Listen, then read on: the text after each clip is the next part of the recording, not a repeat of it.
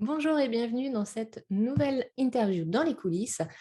Je suis Cécile, des Aventurières, et dans cette interview, on a le plaisir avec Laure de recevoir Julie et Julia d'I Don't Think I Feel. On a eu très envie de les interviewer parce que, comme nous, elles travaillent à deux, en fait, on ne va pas se mentir, et puis parce que ça fait des années qu'on suit, en tout cas, Julia, puisque Julie était plus discrète sur le web. On en parle d'ailleurs dans l'interview. Et on avait très envie de savoir comment ça se passe dans les coulisses de ce travail à deux. Dans cette interview, tu vas pouvoir découvrir leur début, pourquoi elles ont commencé en freelance, les obstacles rencontrés sur le chemin et comment et pourquoi elles sont passées d'une activité de freelance chacune de leur côté à une société à deux, voir leur complémentarité. On va aussi parler de chiffres, de choses très concrètes et également de la Grèce. Je te laisse découvrir tout ça tout de suite dans cette interview. Bonjour à toutes et tous qui nous regardez. Donc, on accueille aujourd'hui avec joie et beaucoup de plaisir Julie et Julia de I Don't Think I Feel. Donc, Julie et Julia, elles aident les freelances et entrepreneurs à se développer. Donc, vous êtes à la base deux freelances qui travaillent maintenant depuis presque 2 ans, c'est ça ensemble dans une structure, donc en société. Et auparavant, vous étiez en micro-entreprise toutes les deux, donc en freelance, et vous accompagnez déjà, en fait, il y a deux aspects, l'aide aux freelance, enfin, à se développer, et puis à travers des accompagnements, des formations et des coachings. Et puis, vous produisez aussi des contenus en tant que freelance pour d'autres entreprises. Alors, si j'ai bien tout suivi, vous connaissez depuis avant votre fusion, puisque vous travaillez déjà ensemble. Si j'ai bien tout suivi, vous êtes rencontrés dans un espace de coworking il y a déjà quelques années. Enfin, je vous laisserai raconter votre vie après. Et donc, ce qui nous a aussi beaucoup plu et donné envie de vous interviewer avec Laure, c'est qu'on a senti que vous aviez des profils très complémentaires comme nous, en fait. Et du coup, on avait très envie de voir comment ça marche dans les coulisses, sachant que voilà, il y a cette complémentarité entre vous sur laquelle vous communiquez beaucoup en plus, tout en ayant en même temps ces valeurs communes et notamment l'exigence du travail bien fait et l'amour des bonnes rigolades, si j'ai bien compris aussi. Je vous laisse vous présenter ou ajouter si vous avez quelque chose à ajouter C'est déjà derrière. une presse assez complète. Tu as parfaitement résumé l'histoire de notre fusion, freelance avant micro-entreprise dans des domaines différents mais complémentaires. Julia était dans le social media management et moi dans la rédaction web. Donc finalement des compétences qui matchent et qui peuvent s'équilibrer et se compléter l'une et l'autre. Et du coup, création de l'entreprise il y a 2 ans bientôt, on fêtera nos 2 ans dans 2 mois. Où là, effectivement, donc il y a une part de production de contenu pour les clients. C'est une activité qui finalement prend une toute petite part aujourd'hui dans l'ensemble de notre business. Et la partie accompagnement des freelances, donc tu l'as dit, une partie contenu en libre accès, donc le blog, notre newsletter et nos comptes Instagram principalement. Et puis une partie formation et accompagnement sur différentes thématiques pour les freelances. Peut-être tu peux préciser que tu avais déjà créé cet univers, mais bon, Oui, au final, Cécile, on se connaît depuis plus longtemps. En tout cas, on se suit depuis plus longtemps parce qu'effectivement, j'ai commencé le blog idon'tthink.fr en 2015 et donc Julie m'a rejoint sur cette aventure en 2019. C'est à ce moment-là qu'on a créé la société et voilà, effectivement, le fil rouge de notre association, c'est la rigolade. Le sérieux et la rigolade, mais il ne se passe pas une journée sans un fou rire. C'est la base. C'est l'ingrédient principal. Il y en a, c'est Andrew Scott. Hein. J'allais dire, nous, c'est Andrew Scott, mais bon, chacun son fil rouge. C'est quoi? J'ai pas compris. Andrew Scott, c'est un acteur. Andrew Scott. Notre fil rouge à nous. Alors, et moi. Voilà. Mais il n'est pas très connu, du coup, c'est pas un fil rouge. C'est pas un fil rouge très répandu. Ok, c'est bien, c'est bien. Et en plus, ce qui est rigolo, c'est que vous avez, donc on fait je vous ai proposé de faire le test qu'on propose à notre communauté. Et ce qui est marrant, c'est que vous avez du coup chacune les mêmes profils. Enfin, il y en a une qui est chercheuse en fait. Julia, tu es profil chercheuse chez nous et Julie, exploratrice. Et c'est les mêmes profils que Laure et moi, en fait, la même complémentarité aussi. Donc, j'étais toute contente. Enfin, je m'en doutais un petit peu en fait. Mais j'étais toute contente quand j'ai vu vos profils. Je fais, ah chouette, on va encore plus pouvoir rigoler et avoir des trucs en commun. C'est cool. Ah, mais c'est hyper drôle. J'ai l'impression d'avoir une vision croisée en inversé de cheveux, comme on disait, puisque cheveux raides, chez nous, c'est profil flexibilité et extraversion, et chez vous, c'est profil structure et introversion. Et donc, c'est hyper drôle. Et c'est à l'inverse chez nous, puisque c'est moi qui avais les aventurières depuis, je pense aussi 2015. J'ai un petit doute, mais je crois que c'est 2015. Et c'est Cécile qui m'a rejoint en 2020, en fait. Donc, enfin bref, Pas les mal de fils se points touchent, communs. mais il y a pas mal de points communs, oui. Moi, ce que j'aimerais bien savoir, et du coup, en plus, comme vous êtes associés, avant l'association et après l'association, c'était quoi un peu le rêve ou l'espèce d'élan de devenir entrepreneur ou de lancer son activité? Qu'est-ce qui vous a poussé à faire ça? D'abord, chacune de votre côté, et puis après, à lancer une activité, enfin, une nouvelle page avec l'association. Moi, de mon côté, la souche de vraiment le départ, c'était de créer mon propre job. Donc c'était, soif de liberté professionnelle. Je voulais créer mon propre emploi, mais avec mes propres règles, ma propre organisation et mes propres contraintes, du coup. Et après, ça s'est développé petit à petit où, j'ai rencontré pas mal, d'embûches, à la gestion d'une micro-entreprise, en fait, et au développement de cette micro-entreprise, à l'époque. Et donc, c'est là où j'ai décidé de documenter absolument tout ce que je faisais, et tout ce que j'apprenais. Je le transmettais, quasi instantanément pour, qu'un maximum de personnes, dans la même situation que moi puissent, avoir, le même niveau d'information, ou qu'en tout cas on partage des choses vraiment concrètement, parce que, moi je me sentais très, très seule à ce moment-là, dans ce statut, voilà, à l'époque. Et toi, Julie? C'est un peu différent pour moi. L'entrepreneuriat, finalement, m'est tombé dessus, si je peux dire ça comme ça. C'était finalement, partant de 2 constats. Le premier, c'était que j'étais partie pour faire, heureusement, je ne suis pas allée si loin dans ces mauvais choix, mais j'étais partie pour faire des choix par défaut.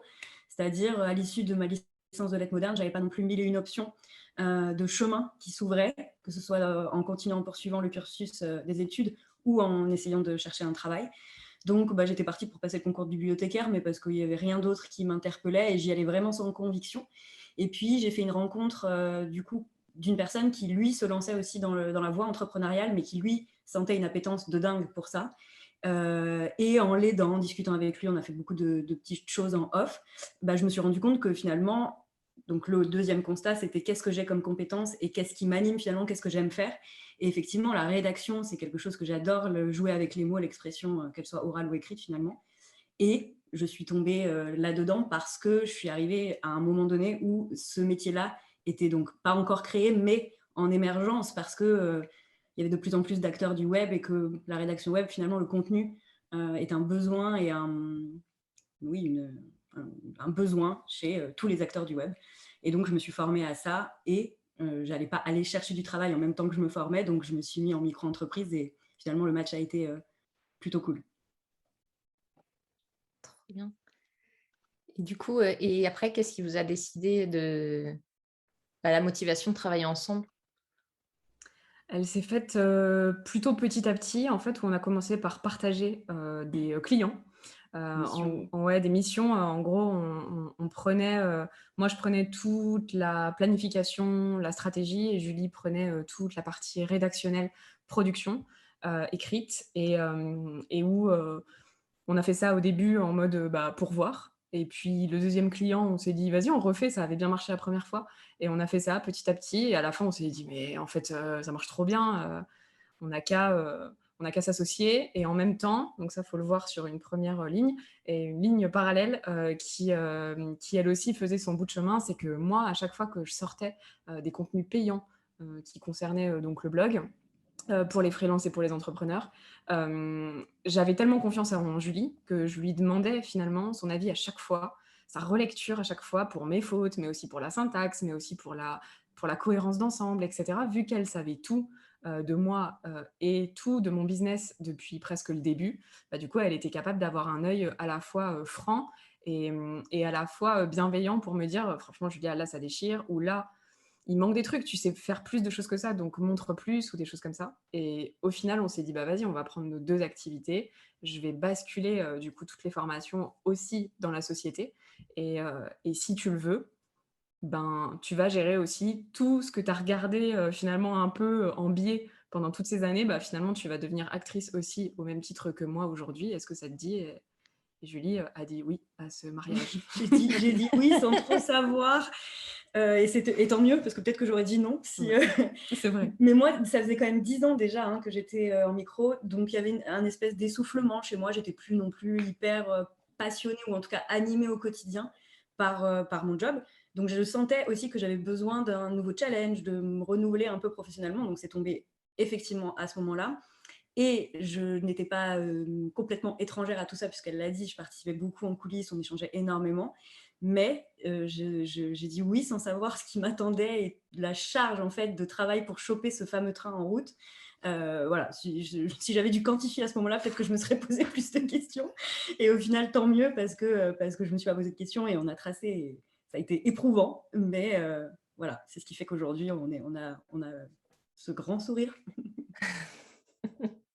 Mais j'allais dire, c'était quoi ces parfaites transitions, le décalage entre le rêve et la réalité, justement, c'est quoi les trucs auxquels vous n'étiez pas forcément attendu et qui, en fait, bah, voilà, se sont révélés sur la route et puis bah, ont été vécus, dépassés ou pas. C'est quoi les trucs un peu inattendus par rapport au rêve de départ? Moi, j'en ai au moins 2, mais Moi aussi, ça se trouve, c'est les mêmes. La première, ça serait plutôt les professionnels. Et la deuxième, c'est la rédaction, mais professionnelle aussi. Mais vas-y, explique, parce que je ouais. sais pas trop. Alors, la première chose, c'est qu'effectivement, il y a eu des illusions un peu quand on a créé la société où on s'est entouré de professionnels, que ce soit un avocat fiscaliste, la banque, etc.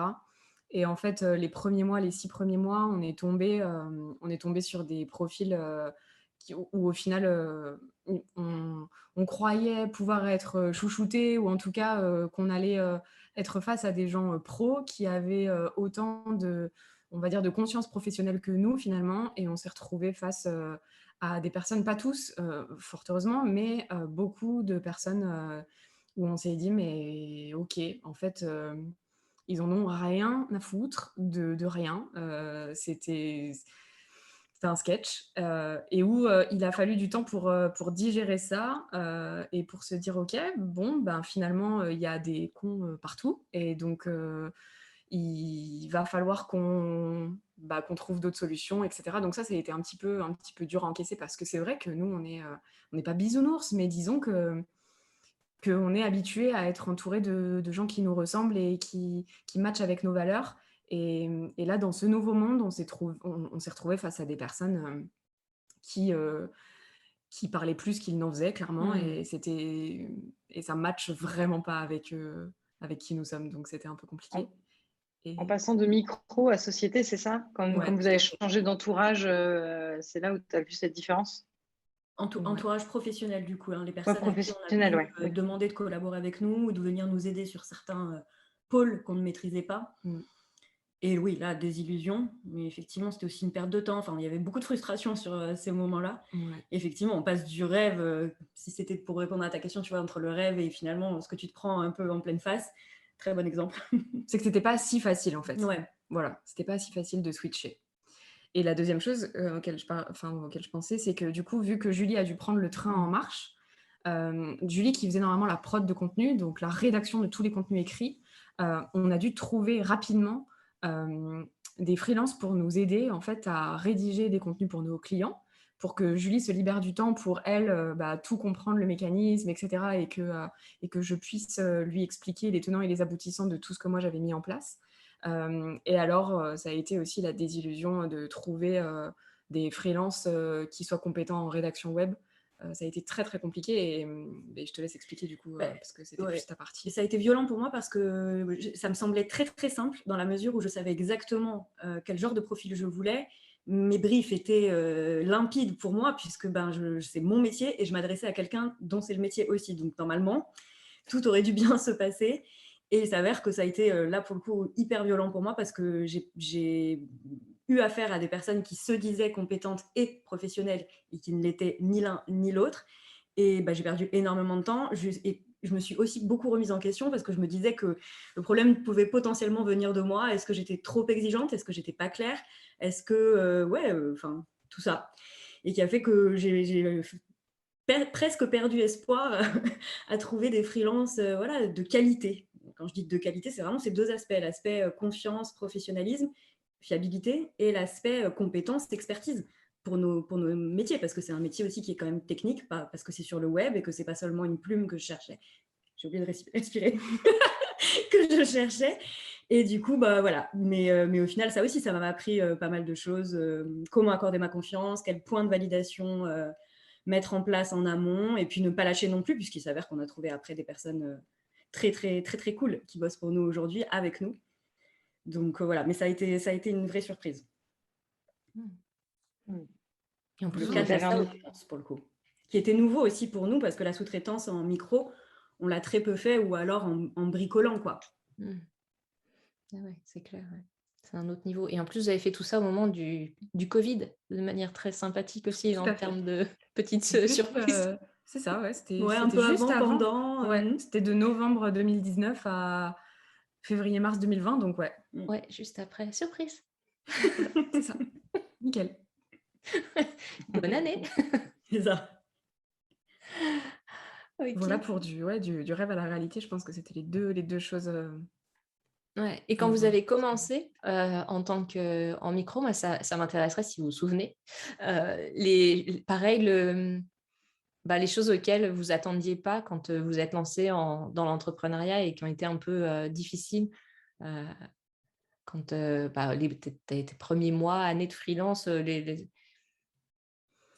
Alors moi, ça va être compliqué de répondre à cette question parce que je m'attendais à rien. Ouais, pareil. Hein. C'est ce que j'ai souvent dit. Je me suis lancée aujourd'hui avec le recul. J'étais complètement inconsciente à l'époque parce que je me suis lancée comme si c'était un jeu presque. En fait, c'est comme si c'était juste une lubie, une énième lubie que j'avais. Et où du coup, finalement, je me suis vraiment pris des grosses claques dans la tête pendant 2 ans. Parce que trouver des clients, c'est pas si facile, etc. Mais je pensais pas, enfin, j'avais pas des idées très, très arrêtées en me disant trouver des clients, ça va être facile, faire ci ou ça va être facile, etc. Il n'y avait Juste pas d'idée de dimension idéalisée, ouais, quoi. là c'était neutre, c'était le terrain. En gros, je suis arrivée et j'ai pris les choses au fur et à mesure, quoi. Pourquoi tu dis énième lubie? Parce que du coup, tu avais l'impression d'avoir sauté de projet en projet avant ou... Non, c'est que c'est l'histoire de ma vie. J'ai des délires et parfois je les pousse jusqu'à très loin. Voilà, je dis à Julie souvent, vas-y, j'ai envie de faire ça, on ferait pas ça le mois prochain, et où finalement c'était pas du tout ça qui était prévu, et d'un coup ça switch. Et donc voilà, c'est juste une énième lubie. Mais par contre, je pense que c'est la meilleure lubie de ma vie. Ouais, pour le coup, celle-là, C'est pas mal. Elle est pas mal. Et puis elle dure dans le temps pour le coup, donc je suis contente. Elle est fiable. Ouais, ça, au bout de 6 ans, c'est plus trop une lubie, hein. C'est vrai. Et toi, Julie? Moi, de mon côté, un peu pareil, pas vraiment. Je savais pas à quoi m'attendre et j'avais pas non plus ni d'attente, ni de réels objectifs fixés. Je me suis dit, je me lance, on verra si ce métier me plaît, si je suis capable de me sentir légitime pour ce métier que je suis en train d'inventer et de, en plus, m'auto-former. Enfin, ça faisait beaucoup de variables à ma réussite. Et finalement, oui, pareil. Mais c'est pas vraiment des désillusions. C'est que moi aussi, j'ai eu des problèmes financiers, des pertes de clients, etc. De voir... les crises d'angoisse aussi liées à la recherche de clients. Mais s'il devait y avoir peut-être une désillusion, ce serait encore une fois sur le côté humain, où là aussi j'ai écumé pas mal de mauvaises surprises, de mauvaises rencontres, finalement faire confiance aux mauvaises personnes, etc. Mais je sais pas si vraiment c'est lié à l'entrepreneuriat. Je trouve que c'est aussi la vie qui t'apprend à mieux te préserver et à peut-être faire confiance moins vite. Yes, merci. aujourd'hui, du coup, on en a un petit peu parlé, donc votre entreprise, à toutes les deux, du coup, votre chiffre d'affaires, il vient et de formation, accompagnement et d'une partie de production de contenu, c'est ça? Et du coup, la production de contenu, c'est vous qui la faites encore ou tout est délégué à d'autres freelances? Enfin, comment ça se qui fait quoi, en fait, là-dedans? Il y C'est a un... moitié-moitié. Ouais, il y a un peu des C'est deux. un petit mix, quoi. OK. Toutes les deux, on conserve une part opérationnelle, stratégique et opérationnelle, mais il y a un maximum de choses qui ont été déléguées aussi à des freelances en qui on a réussi à avoir confiance. En fait, c'est important pour nous de le garder, de garder une part de notre métier encore aujourd'hui, en fait, de là où on vient. Par exemple, Julie, ce serait difficile pour elle de ne plus jamais écrire. Moi, ce serait très difficile pour moi de plus jamais me pencher sur une stratégie pour les réseaux sociaux, par exemple. On a vraiment envie de garder un pied là-dedans, ne serait-ce que pour ne pas... pour ne pas rester à perdre, jour. ouais, c'est ça, pour rester à jour dans ce qui se fait, et cetera et puis aussi, pour se rappeler d'où on vient, aussi, c'est important, et même quand on est amené à déléguer, l'avoir fait avant, c'est quand même la base et donc voilà, c'est important pour nous de garder quand même un pied, de ce côté-là, en prod.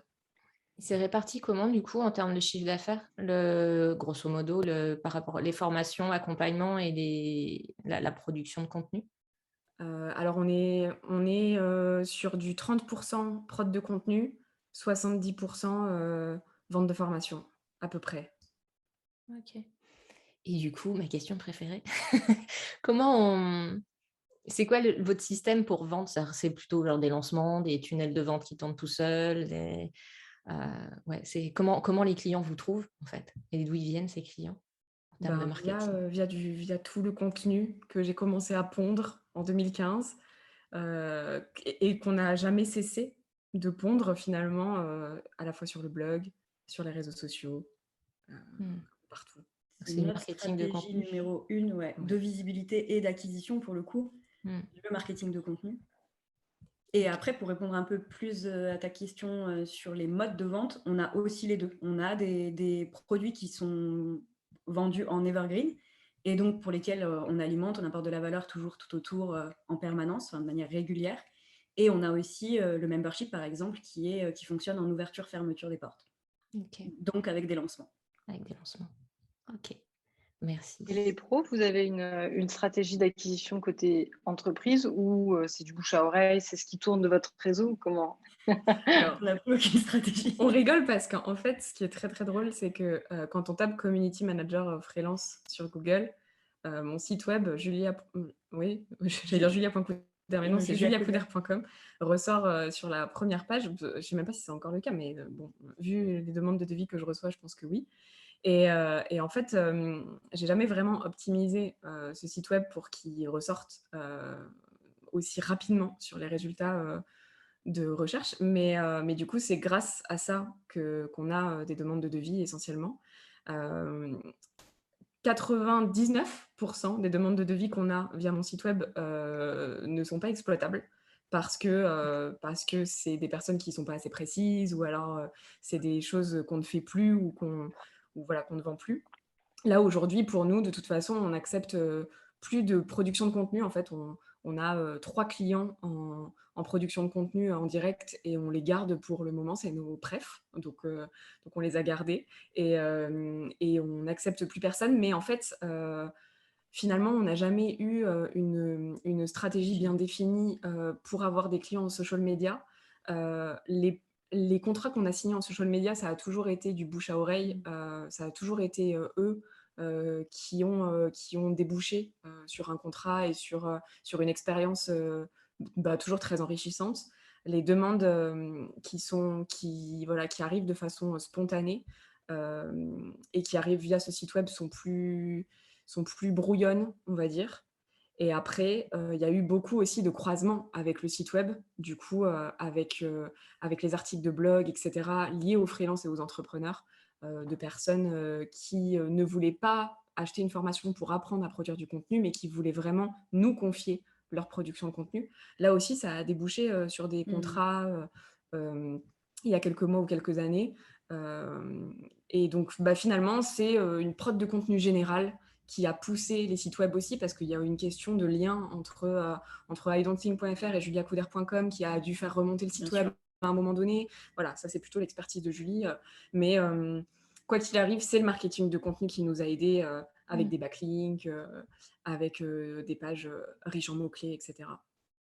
Oui, donc il y a du référencement en termes de visibilité, il y a le référencement et peut-être Pinterest, Instagram, non, c'est ça, qui vous Aussi. amène le plus de monde. Aussi, ouais, Pinterest un petit peu moins, parce que la concurrence est rude aujourd'hui. Oui. À l'époque où on y était toutes les deux, Cécile, on était à fond, on C'était plus était facile. toutes les deux presque. C'est ça.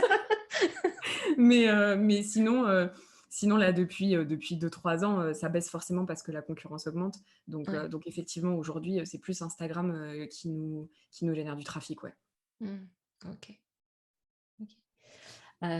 Et du coup, maintenant, vous travaillez à quel rythme? Alors, est-ce que c'est régulier? Est-ce que c'est pas régulier? Enfin, voilà, ça s'organise comment votre temps de travail à toutes les deux? Pour nos clients ou Pour vous, au quotidien, quelle que soit l'activité que vous fassiez. Enfin, vous faites des journées de 12 heures, des journées de 3h30, les pieds sur la plage, On tout a ça, arrêté voir ça. des piscines. C'est récent. Vous avez arrêté la piscine? Les journées de 12 heures. Ouais, les journées de 12 heures. Les journées de 12 heures. Ouais, c'était devenu vital de calmer justement ce rythme de travail. Ouais, aujourd'hui, on est à une journée classique. Hein, de 4 heures le matin, 4 heures l'après-midi. Donc 8 heures. Sur ces 8 heures, il y en a 7 qui sont vraiment très focus, où on est en deep, comme on dit dans notre planning. On a des périodes deep, des périodes low. Et matin au réveil, c'est plus les mails tranquilles. Le soir, c'est de la veille, de la lecture, des choses un peu passives. Et au milieu, c'est la concentration ultime. Et donc, généralement, une journée commence à 8 heures et elle se termine à 18 heures. Et avec 1h30, 2 heures de pause déj au milieu. Plutôt classique, en fait. Ouais, plutôt, Et c'est un rythme qui... Vous avez... Vas-y. Vous l'avez trouvé facilement, ce rythme? Enfin, est-ce qu'il y a eu des moments de je bosse trop ou enfin, ouais, comment vous avez fait pour trouver ce rythme-là qui a priori là vous convient maintenant? Vas-y, Julie, Oui. Alors déjà, on précise quand même que c'est récent. Effectivement, sur les 2 années de société là en commun, on n'aurait jamais pu se permettre un rythme aussi... parce que moi, j'appelle ça un rythme smooth, alors qu'en vrai, c'est un rythme plutôt classique. Mais ça me paraît tellement smooth par rapport à ce qu'on a fait avant. Mais voilà, au départ, on n'aurait jamais pu se permettre ça. C'est vraiment donc une optimisation de nos méthodes, de nos process, de nos outils d'organisation. Donc ça, c'est le premier volet. Et la partie délégation, parce qu'effectivement, plus on délègue de choses et plus on a l'esprit serein aussi, parce qu'on sait que les choses sont au bon endroit, faites par les bonnes personnes, et que ça nous enlève de la charge mentale et du temps à y allouer. Voilà, c'est les deux gros pôles qui font qu'aujourd'hui, ça fonctionne. Mais ça a été, et surtout de la part de Julia, puisque c'est son dada. Oh là là, cette expression, mon Dieu. Je regrette. C'est trop tard. C'est trop tard, c'est fait. Trop tard, ça on ne le coupera pas au montage. Le mot est lâché. Son dada, je suis déçue. J'en ai rouge, j'ai dit donc. C'est son truc, donc l'organisation, pour ceux qui ne le savent pas encore. Et donc, elle a fait des expérimentations, t'as mis des choses en place, on a jeté des choses, on en a gardé d'autres, on en a optimisé d'autres. Ça a été un travail quand même de 2 ans pour qu'on en arrive là aussi aujourd'hui. Après, on est vraiment différentes. Julie est le freestyle total et moi, je suis la structure incarnée. Donc, ça a été aussi difficile du coup d'emmener Julie dans mon monde, de comprendre qu'elle ne viendrait pas totalement dans mon monde et qu'il fallait aussi que je fasse un pas vers elle pour que ce soit le plus smooth possible entre nous deux aussi. Ça a été je pense, 2 années qui n'ont pas été perdues, mais qui étaient vraiment, vraiment nécessaires pour vraiment trouver le rythme qui nous convient et aussi pour accepter que le rythme qu'on a aujourd'hui, si vous nous reposez la question dans 6 mois, ça se trouve, il aura changé. On a vraiment pris conscience, et moi encore plus, que c'est OK, que ça bouge tout le temps et que en fonction de nos objectifs, de nos envies, de notre vie perso aussi, que ça bouge. Et l'essentiel, c'est que juste le travail soit fait quand il doit être fait et qu'on s'amuse. Voilà. qu'on s'amuse. C'est très important. Très bonne transition avec ce que je voulais dire, parce qu'il y a aussi quand même eu un constat et chez toi et chez moi, alors qu'on n'avait pas les mêmes rythmes de travail, qu'on n'a pas les mêmes vies en dehors de G&G. Enfin bref, on a plein de différences dans nos quotidiens, mais ce qui nous a réunis à un moment donné récemment, c'est l'overdose finalement aussi de travail, où il n'y avait plus de coupure, on travaillait les soirs jusqu'à 23h minuit, on travaillait les week-ends, c'était devenu un peu pas très sain en fait, parce que dans tous les cas, tenir sur la durée dans ce rythme-là, c'est pas trop gérable, et mentalement, c'était devenu un peu compliqué aussi moralement. Donc il fallait forcément, c'est quand même des signaux qu'on n'a pas négligés non plus et qui nous ont permis justement peut-être d'optimiser encore plus cette organisation, le fait de déléguer autant. Et par exemple, concrètement, parce que c'est trop bien d'avoir des modèles de fonctionnement différents comme ça. On a souvent, enfin moi, quand j'ai lu des livres de productivité, je suis le freestyle incarné également. J'avais souvent l'impression qu'il n'y a qu'un seul modèle de productivité, c'est-à-dire que tout le monde finit par arriver au même principe, aux mêmes conclusions et tout. Et je me disais, c'est pas possible en fait. C'est juste que les gens qui sont freestyle comme moi, ils n'ont jamais écrit de livre de productivité parce qu'ils vivent dans l'ombre, cachés, genre ah, je suis une merde en productivité, je ne dois jamais m'exprimer sur ce sujet. En fait, c'est juste une façon très très différente de fonctionner. J'aimerais bien avoir un exemple un peu concret de qu'est-ce qui marche pour toi, Julie, qu'est-ce qui marche pour toi, Julia, qui vous permet de voilà d'être vraiment dans votre bon fonctionnement naturel, mais qui serait peut-être très différent l'une par rapport à l'autre. Juste un exemple concret, gestion du temps, gestion des projets, Très peu facile. importe. Ah bah vas-y alors. Très facile. Moi, ça ne me dérange pas de me lever à 5h30 le matin et de faire un 5h30, 13h et de me dire à 13h, j'ai fini. Mais par contre, il est impossible pour moi, genre à partir de 16h, faut plus rien me demander parce que je suis moins fiable, beaucoup moins patiente. Motivée aussi. Je suis moins motivée, je suis déjà ailleurs en fait. Je suis déjà dans ma soirée presque. Alors que Julie, c'est plutôt l'inverse. Le matin, si je débarque dans ses textos à 7h10 en lui disant alors là j'ai fait machin, elle ça l'agresse. Non pas que je me lève à 11h du matin, on va quand même rassurer les gens. Mais j'ai besoin, moi je ne démarre pas au quart de tour, mon cerveau il a besoin de prendre du temps. Ça me va très bien de faire du lot en début de journée parce que ça me permet de me réveiller avec mes 12 cafés. Et quand par contre je suis lancée, là je peux passer en machine de guerre, mais pareil, il y a peut-être une nuance aussi où toi tu as besoin de faire une pause déj, tu as besoin de te nourrir entre midi et 2. Ah ouais, moi aussi je mange pas. Moi, si je suis dans mon pic de productivité, c'est clairement le dernier de mes soucis, le déj, et je suis capable de me rendre compte que j'ai pas mangé, il est 20h, mais ça m'aura pas ni perturbé dans ma concentration, ni dans ma motivation et ma productivité. Alors que le soir, si par exemple toi à 17h45, genre t'as un truc, tu m'écris. Ouais. Moi, si je reçois un truc de toi à 17h45 qui me demande de revenir à mon bureau pour voilà, j'ai pas envie quoi. J'ai pas envie. Alors qu'elle, elle est encore à fond et que ça la dérangerait pas. Si je lui disais, ouais, il y a un truc urgent à faire jusqu'à 20h, elle, ça la dérange pas. Alors que moi, je suis dégoûtée. Voilà. Tous les meetings stratégiques doivent avoir lieu entre 11h30 et 14h30. Exactement. Exactement. Quand les deux cerveaux sont à fond. Voilà. Trop bien. Et du coup, vous bossez ensemble. Ah bah là, on vous voit, vous êtes dans la même pièce. Vous bossez souvent au même endroit ou vous êtes quand même plus souvent chacune chez soi ou enfin, je sais pas où vous travaillez? Sur ces 2 dernières années, avec le Covid, c'était plus compliqué et aussi sur les projets. En gros, on essaie d'avoir chacune un projet qu'on porte chacune de notre côté et un projet commun. Pour les projets communs, on est souvent dans la même pièce. Pour les projets chacune, étant donné qu'il y a aussi beaucoup de records, de vidéos, des choses comme ça, on a souvent besoin d'être chacune de notre côté pour pouvoir se concentrer, ne pas être coupée ou des choses comme ça. Donc, en fait, ça dépend vraiment de notre mood et de ce qu'on a prévu dans la journée. Généralement, on se dit, bon, alors tu viens quel jour la semaine prochaine? Et on sait plus ou moins quand on sera toutes les deux. Et on optimise aussi ce temps-là. Si on a des choses à faire toutes les deux, par exemple, aujourd'hui, on devait du coup discuter avec vous. Donc, on s'est dit, on va passer la journée ensemble. Et en fait, c'est finalement notre planning qui drive quand est-ce qu'on est ensemble ou quand est-ce qu'on n'est pas ensemble. C'est ça. Et il peut se passer une semaine entière finalement où je viens pas chez... Alors, on ne bosse ensemble que chez Julia, puisque moi j'ai un appart qui n'est pas du tout optimisé pour travailler. Un appartement de Polly Pocket. De Polly Pocket. À mon échelle, hein, c'est ça. Je suis un mini-pouce, un appart de mini-pouce. Mais du coup, c'est mon petit coin à moi, mais quand je suis seule, la connexion n'est pas excellente. Enfin, tout ce qui pourrait donner des urticaires à Julia. Donc, c'est moi qui viens quand on bosse ensemble. Et il peut se passer une semaine sans que je vienne du tout. Et la semaine d'après, je viens 3 jours sur 5 ou 4 jours sur 5. Ça dépend vraiment, comme elle l'a dit, du programme. Ok. Ok, cool, merci pour les précisions. Question que j'adore, c'était quoi vos déclics ou des moments un peu de switch dans votre vie d'entrepreneur, je sais pas, prise de conscience, rencontre, quelque chose qui fait vraiment un peu un avant-après, ou là il y a quelque chose qui est une prise de conscience ou un déclic, si vous en avez qui vous viennent. J'ai 2 trucs qui me viennent en tête. Déjà, notre rencontre en soi est une prise de conscience à elle seule.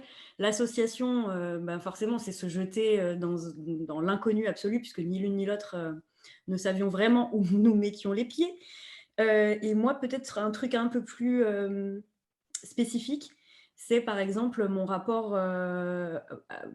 au fait de me montrer sur Internet, parce qu'avant de rejoindre Julia, déjà, je suis pas je suis pas une webeuse, quoi. Je consomme à la base pas énormément de contenu sur Internet. Je regarde pas YouTube.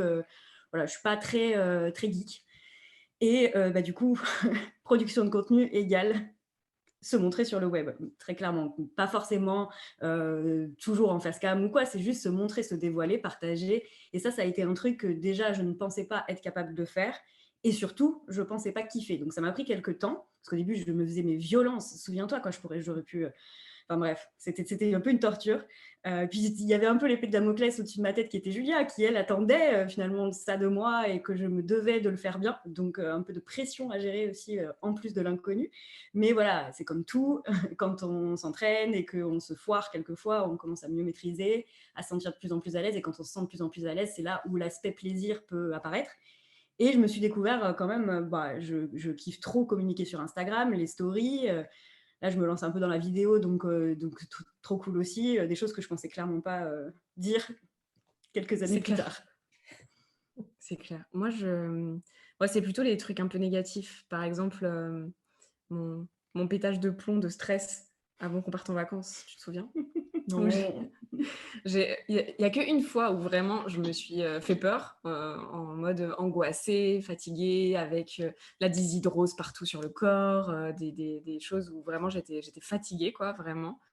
C'était même plus de la fatigue, je pense que c'était de l'épuisement, et j'en avais, voilà, j'étais usée en fait de m'inquiéter et de stresser, et où c'est là où du coup j'ai décidé d'arrêter de travailler les week-ends, même si après, donc ça c'était encore en micro-entreprise, même si après c'est revenu avec la société, mais c'était différent parce que j'avais déjà vécu ça, donc je savais en fait où poser mes limites aussi. Et puis on était deux. Et puis on était deux.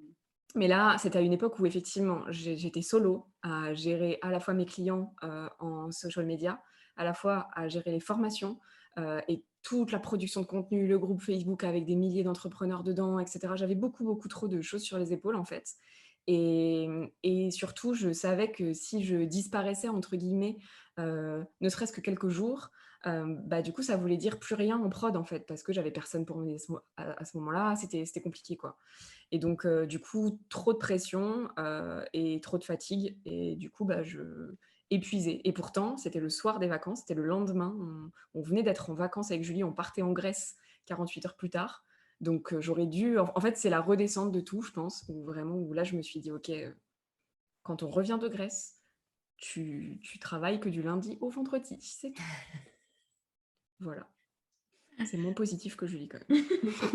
Fallait bien. Mais c'est ça. Parce que j'aurais pu parler aussi pareil de la saturation, des C'est choses vrai. qu'on a pris conscience quand même, en allant peut-être aussi au-delà du décent et de ce qui est sain en fait pour le corps et l'esprit. Et c'est là, finalement, de toute façon, quand on franchit un peu les limites, c'est là où on a les plus grosses prises de conscience. Donc, ton exemple est bon aussi, c'est clair. Et du coup, vous partez en vacances ensemble? Ah ouais. Ah, mais on n'a pas précisé qu'on est amis aussi. Ah oui, c'est vrai. Oui, c'est vrai. Ah oui, on a commencé par boire des mojitos quand même, hein, avant de travailler ensemble. Ouais, parce que donc tu as parlé du coworking et c'est là où, à la base, alors oui, on avait un client commun, mais nos missions ne se croisaient pas du tout, puis on n'était pas investis de ouf pour ce client-là. Et enfin, On se comprend, hein. On peut le dire maintenant. Mais il n'y avait pas de projet à Ouais, c'est ça. porter. Voilà, c'était vraiment des missions C'était qu'on des prestats, exécutait. ouais. Exactement. Et donc, ce qui nous restait, c'était les pauses café, les apéros du soir, les soirs et les week-ends, etc. Et c'est comme ça qu'on a tissé nos premiers liens. En Ok. train de... Donc oui, on part en vacances Oui. ensemble, on fait des soirées. C'est énorme. Et vos situations perso, il y en a une de vous qui a des enfants, vous êtes mariés, pas du tout. Comment tu disais tout à l'heure que c'était différent pour l'une et pour l'autre. Ouais, alors je disais ça tout à l'heure, surtout parce qu'on n'a pas du tout les mêmes façons d'occuper notre temps libre, pas du tout les mêmes centres d'intérêt, pas du tout les mêmes besoins, à titre perso en tout cas. Et effectivement, je suis maman, moi, d'une petite fille de 7 ans. Et voilà, du coup, ça change un quotidien quand même. C'est ça. Ça fait une grosse diff quand même, hein, parce que normalement, c'est moi l'enfant. Donc voilà. J'ai à peu près le même régime, on va dire, alimentaire que sa fille de 7 ans. Voilà. C'est clair. Et les mêmes plaintes quand elle m'appelle parce qu'elle s'est blessée, par exemple, je croirais entendre ma fille. Et je l'ai qu'une semaine sur 2. Donc, du coup, rythme quand même un peu schizophrène. Et par contre, du coup, comme je suis seule la semaine où je l'ai, c'est aussi autant de contraintes que de bonheur. Donc, c'est des choses à prendre en compte, effectivement, dans notre rythme quotidien, quoi. C'est Morito une semaine sur 2 et Allô Bobo une semaine sur 2. C'est un peu ça. C'est intéressant ce que tu disais. Juste, souvent, on pense extraverti, aime parler et se montrer, introverti, l'inverse. Et du coup, je trouve ça vachement intéressant ce que tu as dit, Julie, que toi, tu n'avais pas au départ le goût de te montrer et tout, alors que c'est toi l'extraverti Ouais. de la bande, entre guillemets, entre vous deux. Et du coup, je trouve ça intéressant à le repointer pour toutes celles et ceux qui ont encore cette image en tête, parce que c'est deux choses très différentes, en fait, de l'extraverti bavarde qui aime se montrer tout le temps et l'introverti qui est toujours caché dans le fond de la pièce, dos à la caméra. C'est pas forcément vrai, quoi. Donc, Non. voilà. Non, puis toi, si tu es introverti de base, ça t'a jamais gêné de te montrer en story, de partager énormément de choses et de te montrer, d'être présente, de te dévoiler. Non, c'est clair. Et j'ai tellement été extravertie dans ma vie d'avant, entre guillemets, que du coup, aujourd'hui, je me trouve très, très introvertie par rapport à avant aussi. Et non, effectivement, ça m'a jamais empêchée. Et en vrai, après, c'est plus une histoire de moi et le web, quoi. Ouais, c'est ce que j'allais dire. C'est de la culture... c'est de la culture, enfin oui, c'est de la culture Skyblog, quoi. Voilà, je suis issue de la famille Skyblog, donc forcément, c'est plus facile, c'est plus, enfin c'est un réflexe que j'ai depuis longtemps en fait, de partager, raconter ma vie sur Internet, quoi. Dans les codes. Alors que moi, je suis toujours été extravertie dans ma vie, dans ma personnalité plutôt, mais entre faire rire mes potes, faire le troubadour, des bêtises dans la rue, etc., aller effectivement parler à n'importe qui, c'est quelque chose que j'adore faire. Mais comme ça, là, en petit comité, de là à se montrer sur le web et parler à des gens, du coup, t'écoutent, te voient et limite s'inspirent aussi de ce que tu partages, alors qu'on ne se connaît pas. C'est quand même quelque chose, moi, et qu'on ne se voit pas et que potentiellement, il y en a avec qui on n'échange jamais. C'est perturbant quand même à accepter et tout, quand on n'est pas issu justement de la culture du web et du partage. Mais je kiffe que tu aies dit que c'est vraiment un entraînement parce que moi, pareil, je suis très extravertie. Mais si j'ai pas fait de vidéo pendant longtemps, par exemple, quand on s'est dit, bon, allez, là, on a envie de commencer à regarder comment ça se passe sur Instagram, d'essayer des nouveaux formats et tout, et on était très Facebook depuis le départ. Putain, mais les premières fois que j'ai dû faire des lives, j'étais là, genre, j'appuie pas. C'était pas si naturel ou simple d'aller intervenir, quoi. Je vous vois en figé, vous avez disparu? Et ouais, mais t'as dit... Ah non. Il y a eu une coupure, mais c'est bon, c'est revenu pour nous, vous nous entendez? Oui. Ok. Ah, on n'entend plus Cécile. Cécile a coupé son micro? Cécile, on ne t'entend plus, moi non plus. Oui, ça y est, je suis revenue. Ça remarche. Oui, j'avais coupé mon micro parce qu'il y avait un bruit et j'ai appuyé sur le bouton, ça fonctionnait. Enfin, j'ai mal appuyé. Oui, je disais, c'est hyper intéressant en fait de voir ça et de rappeler ça, que tout est une question d'entraînement et qu'il n'y a pas... En fait, il n'y a pas de job qui serait interdit ou impossible parce qu'on a un profil introverti ou à l'inverse extraverti, quoi. Complètement. Il y a le côté entraînement, donc se faire la main, prendre ses marques, trouver aussi, s'approprier les choses, parce qu'on ne fait pas tous les choses de la même manière. Mais ce que tu as dit sur le fait de faire une coupure et de devoir s'y remettre, après c'est plus compliqué, c'est aussi comme tout, c'est-à-dire que la régularité, la constance et tout fait que c'est toujours quelque chose de facile à faire, alors que les pauses et les longs breaks, justement, l'irrégularité, en tout cas, n'aident pas pour se sentir à l'aise et puis pour s'approprier les choses, c'est clair. Ouais, c'est clair. C'est clair. C'est clair. Du coup, on a parlé pas mal de comment ça fonctionnait chez vous, et puis de vos valeurs, en tout cas de où ça partait cette envie d'entrepreneuriat. Et maintenant, j'aurais envie de savoir, enfin on a envie de savoir, ce qu'il en est En fait, chez les aventurières, on aime bien être, faire, avoir. Et du coup, on va passer au avoir. C'est actuellement, là, ce qui m'intéresserait de savoir, c'est quoi votre chiffre d'affaires et combien vous payez en fait. C'est une fois qu'on a fait tout ça, qu'est-ce qu'il y a à la fin en fait. Et puis, deuxième question subsidiaire. Donc, vous êtes lancé dans l'entrepreneuriat, je crois que c'est 2010 et 2013, si je ne me trompe pas. À partir de combien de mois ou d'années vous avez pu vous payer convenablement pour donner de l'espoir ou pas à ceux qui se lancent? Moi, je suis l'espoir, toi, tu es un peu peut-être le... Moi, je suis l'espoir, toi, t'es la sous-merde. Non.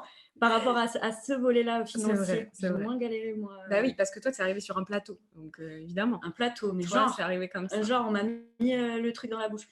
Non, mais la personne dont je vous ai parlé du coup tout à l'heure, qui m'a aussi montré à quel point ce métier pourrait être une bonne idée et que j'avais quelque chose, en tout cas moi, à apporter dans ce domaine, a été mon premier client. Et c'est vrai que du coup, je n'ai pas eu... Donc, j'ai créé un site web. En plus, il y a aussi la temporalité qui a joué dans mon cas, puisque comme il n'y avait pas de rédacteur web à l'époque, j'ai créé un site web, j'ai été visible très, très facilement et j'ai été sollicitée très vite. Donc, c'est difficilement transposable à notre époque aujourd'hui. Et donc ça, le timing et le fait que j'ai eu tout de suite mon premier client qui ne m'a jamais lâché. J'ai travaillé 8 ans pour lui. Et le bouche à oreille, puisqu'on est dans une petite ville aussi, on est à Clermont, a marché très très vite aussi pour moi, et vite et bien. Ok. Et alors oui, alors que moi, c'est l'opposé, où j'ai commencé... certes avec un client, mais c'était même pas du community management, c'était de la gestion, enfin bref, c'était tout sauf du CM au départ, mais au moins je faisais des factures, c'était l'essentiel. Et au final, ça a fait comme ça. Mais comme ça, quand je dis comme ça, la pique du haut, elle n'était pas très très élevée non plus, donc au final, on va dire pas énormément d'argent, mais pendant 2 ans et demi, facilement 2 ans et demi. Et c'est là, en fait, où du coup, c'est à l'issue de ces 2 ans où j'ai dit, OK, c'est bon, j'ai enfin compris ce qu'il fallait que je fasse, dans quel ordre il fallait que je le fasse. Je veux pas que les gens y perdent 2 ans comme ça. Et c'est pour ça que, du coup, j'ai créé le blog. Mais j'ai un peu galéré. Parce qu'à l'époque, moi, j'avais aucune idée de ce que c'était qu'un client idéal, qu'un positionnement, d'une offre, etc., de ce qu'il fallait facturer ou ne pas facturer, etc. C'était très, très compliqué pour moi. J'étais solo, vraiment, livrée à moi-même, solo. Et moi, en introvertie, je ne suis pas allée toquer aux portes. Et de toute façon, il n'y avait pas vraiment de modèle français qui était là à ce moment-là, en tout cas sur la toile, et qui était suffisamment facile d'accès pour qu'on puisse dire « Hey, est-ce que tu peux m'aider ?» Donc, au final, j'ai été beaucoup livrée à moi-même et c'est ce qui m'a permis peut-être d'en être là aujourd'hui aussi, mais je suis plutôt le scénario un peu plus galère. Un petit peu moins positif. Ouais, ok. Et aujourd'hui... Oui, ouais, aujourd'hui, c'est ça. Et aujourd'hui, alors le chiffre d'affaires, ça dépend. Est-ce qu'on ne le compterait pas à l'année? C'est ça, c'est plus annuel que mensuel. Annuel, on est, je ne sais pas exactement, mais on est entre 300 000 et 400 000 euros sur l'année, et on se verse... J'ai versé les salaires tout à l'heure, donc je le sais, sinon j'aurais été un peu embêtée sur cette question. En net, les virements que j'ai faits, c'est 2002 chacune. Ok. En plus, on a... c'est chouette. Moi, j'aimais beaucoup... vous avez continué ça à 2, mais j'aimais beaucoup le fait que tu es une des rares francophones à publier des rapports de revenus, quoi, depuis. Et je trouve ça hyper chouette. C'est pour ça aussi que cette question, je l'aime bien la poser, et c'est chouette quand les gens répondent franchement, parce qu'il y a beaucoup de rêves sur Internet ou de gens juste qui parlent de leur chiffre d'affaires, genre j'ai fait 2 millions de CA, mais en fait il y a 50% qui vont à des affiliés, 25% à de la pub Facebook, et puis après il reste encore à payer des impôts et l'URSSAF. Exactement. Et en fait, il y a voilà, quelle est la réalité, quoi. Et le sens derrière tout ça, parce que les personnes qui partagent leurs chiffres comme ça, leurs chiffres Généralement, tout gonflés, le sens, c'est quoi? C'est la fame pour dire, moi, ça marche pour moi, je suis quelqu'un de génial, etc. C'est pas du tout le but. Achète mon produit. Ouais, bah ouais, parce que je gagne plein d'argent, alors achète mon produit. Je vais te montrer comment devenir riche sur Internet. Exactement. En attendant, à Bali, les doigts de pied en éventail. C'est ça. Mais là, du coup, pour donner un peu plus de détails, parce que du coup, je ne les ai pas pour cette année, mais j'ai les chiffres de l'an dernier quand même. L'an dernier, on a fait combien de chiffre d'affaires? Parce que moi, du coup, j'ai le résultat, enfin, j'ai le bénéfice, du coup. 350, non? Non. Ouais. Non. Ah bah, beaucoup moins. Non, ça va. Il me semblait avoir le chiffre. C'est pas possible. Je sais plus, mais en gros, on a fait 40 000 € de bénéfices nets. Et je crois que c'était 210 000, quelque chose comme ça. Oui, bah oui, puisque oui. Je crois que c'est 200 000 en gros. Et sur ces 200 000, on a fait 40 000 de bénéfices. Donc, c'est ça effectivement qui est important parce qu'on peut faire un chiffre d'affaires d'1 million. Si on a 10 € du coup de bénéfices après, au final, l'entreprise n'a rien gagné, quoi. Et c'est souvent ça qui est reproché à celles et ceux qui partagent leurs chiffres, c'est que finalement, on ne connaît pas leurs dépenses qui viennent normalement se mettre juste à côté de leur chiffre d'affaires pour que justement on voit ce qu'il en est. Et c'est important. Carrément. Puis il y en a qui se payent pas avec des chiffres d'affaires qui paraissent mirobolants.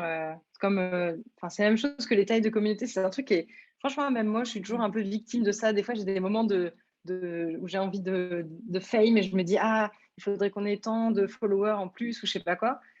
Et puis à chaque fois, ça prend un temps de se dire, mais attends, quel est le sens exactement comme tu as dit Julie, en fait? Mais pourquoi faire? Oui, Pour tout à fait. dire à table que tu as 10 000 personnes qui se disent, mais qu'est-ce qu'on s'en bat les fesses très très fort, en fait. Et du coup, il y a des business vraiment très surprenants. Le décalage entre ce que les gens voient et se disent, du coup, ça doit trop cartonner. Et en fait, ça cartonne pas. Il y a des taux de demande de remboursement énormes. Il y a des mois en dents de scie de ouf. Il n'y a pas vraiment de stratégie. C'est juste du tape à l'œil. Et il y a des boîtes qui ont l'air de rien, qui font absolument pas de bruit et de paillettes et de confettis, et où les gens sont très très très bien. J'ai un pote, ils sont 3 associés. Franchement, ils savent même plus quoi faire de leurs bénéfices tellement tous les ans c'est indécent, et ils sont hyper heureux, et leur boîte elle cartonne, mais jamais de la vie c'est une boîte qui va faire la une d'un magazine ou qu'on va citer ou aller interviewer, en fait. Du coup, c'est vraiment intéressant. Merci de partager vos coulisses, parce que c'est c'est pas ce qu'on voit, quoi. C'est vraiment pas ce qu'on voit. Ce qu'on voit, c'est ce que les gens montrent, et on est toujours biaisé, même quand on a envie d'être honnête et authentique. Tout à fait. Complètement. Question de la fin, ou tu as une envie particulière, Cécile? Non, vas-y, pose ta question de la mort qui tue. Oula. La question de la fin, c'est moi qui l'ai. C'est la question préférée. C'est si on se met à la fin de votre vie, vous êtes sur le point de rendre l'âme, vous êtes sur votre lit de mort, mais vous êtes contente. Vous n'êtes pas sur votre lit de mort, genre, ah mon Dieu, quelle horreur, vous êtes sur votre lit de mort et vous dites, c'est l'agonie, mais c'est le moment de partir, genre, je ferme les yeux comme dans un film, et sereinement. Et vous êtes hyper fière de ce que vous avez accompli et de tout ce qu'il y a derrière vous.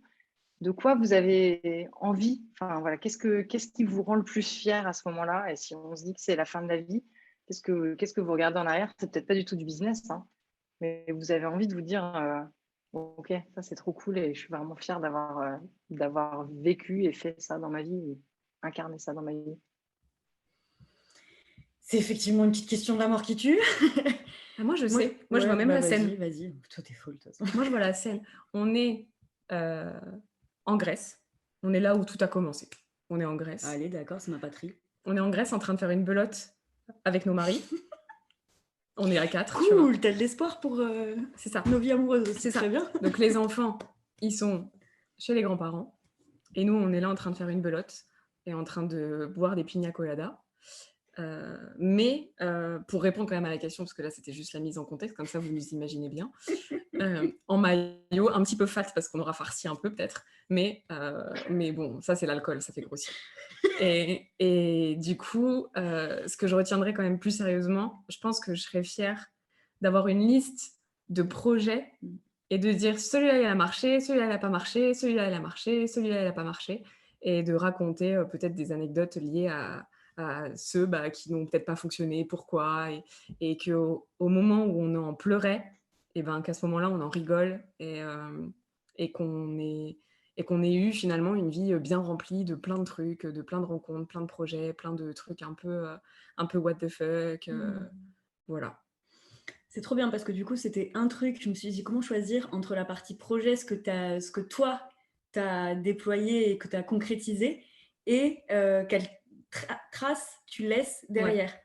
Et du coup, pour compléter ça, on pourrait se dire qu'on aimerait bien une petite liste aussi des, je sais pas moi, 350 000 personnes qui ont réussi, soit du coup pour vraiment la communauté qui tourne autour des produits digitaux et qu'on essaye vraiment de mettre bien et de chouchouter, qui ont tous réussi le lancement de leur formation en ligne, qui vivent de la vente de produits digitaux à l'heure de notre mort, et en parallèle des freelances qui ont explosé aussi le développement de leur activité grâce à tout ce qu'on a pu leur mettre à disposition, etc. Ce serait la fierté quand même ultime. Et par contre, on a un problème de temporalité parce que tu nous vois mourir très jeune. Toi, si les enfants sont chez les grands-parents. Ah ouais, c'est pas faux. Ah non, pas les enfants, ils sont grands, ils sont, sont mariés. Vrai. Donc moi, à titre perso, j'aime juste le fait de savoir que ma fille est heureuse, épanouie, ce serait quand même déjà un très bel accomplissement. Ouais, toi, tu seras grand-mère. Potentiellement, ouais. Bah oui. C'est sûr. J'espère bien mourir pas tout de suite. Arrière-grand-mère même. Ouais. Arrière-grand-mère même.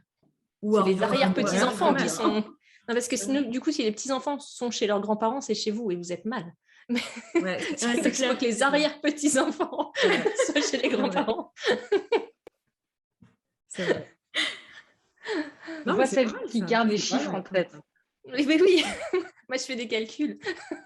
Et oui, on voit que tu as des enfants. Mais moi, ça m'a choqué les enfants. Moi, j'étais tellement dans ma pina colada belote là que du coup, j'en ai oublié la cohérence. Ou alors, on a fait des enfants à 85 ans. C'est vrai.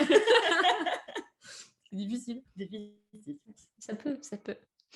Merci beaucoup pour ce... J'aime bien. Ouais, on a fini en Grèce, j'aime bien. C'est pas mal. Où est-ce qu'on peut vous retrouver, les filles, si on veut vous suivre, pour ceux et celles qui ne vous suivraient pas déjà?